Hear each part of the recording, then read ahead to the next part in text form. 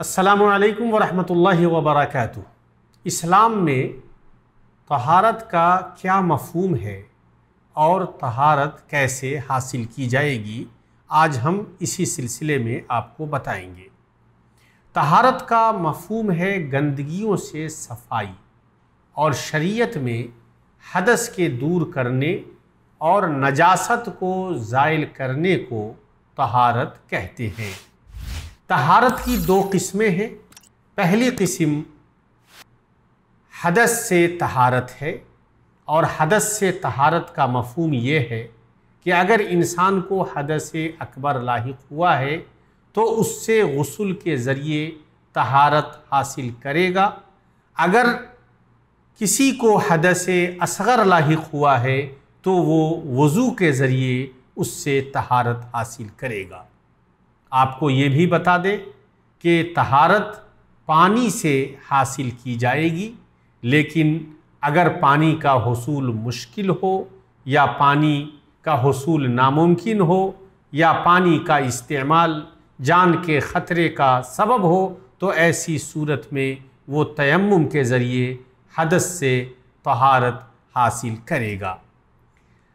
दूसरी किस्म तहारत की नजासत से तहारत है, और नजासत से तहारत का मफ़हूम ये है कि बदन या लिबास में अगर कोई नजासत लग जाए तो उस नजासत को ज़ाइल करके उसे हम पानी से धो लेंगे और पाक करेंगे, या अगर नमाज की जगह पर कोई नजासत लग जाए तो हम नमाज की उस जगह को पाक करेंगे, धो लेंगे और साफ़ करेंगे, फिर उस जगह पर हम नमाज अदा करेंगे, या जिस कपड़े में नजासत लगी है उसको पाक करके फिर हम उस कपड़े को पहनेंगे और उसमें नमाज अदा करेंगे, या अगर हमारे जिस्म पर कोई नजासत लगी है तो हम अपने जिस्म से उस नजासत को ज़ाइल करेंगे और फिर हम पाक होंगे।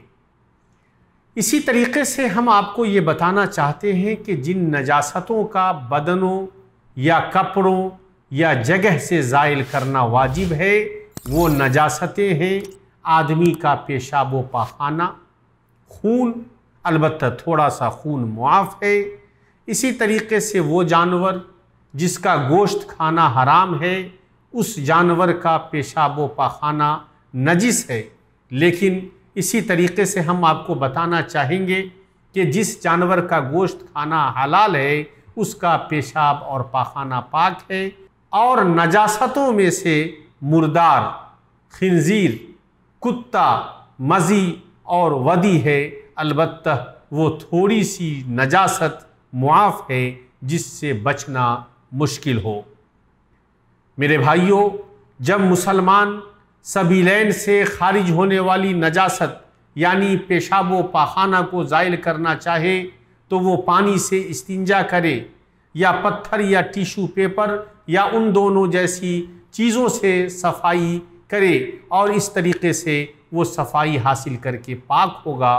इसी तरीके से जब भी वो गुस्ल करे तो उसके लिए इस्तिंजा करना वाजिब नहीं है, बल्कि जब उसकी शर्मगाह से पेशाब वगैरह निकले तभी इस्तिंजा करेगा, और अगर पाखाना निकले तो दुबुर को धोएगा। जहाँ तक हवा खारिज होने का मामला है तो उससे इस्तिंजा नहीं किया जाएगा। हम अल्लाह ताला से दुआ करते हैं कि अल्लाह रब्बुल आलमीन हमें मुकम्मल तौर पर तहारत हासिल करने की तौफ़ीक़ अता फ़रमाए और नजासत को सुन्नत के मुताबिक दूर करने की तौफ़ीक़ अता फ़रमाए। आमीन। वस्सलामु अलैकुम वरहमतुल्लाहि वबरकातुहू।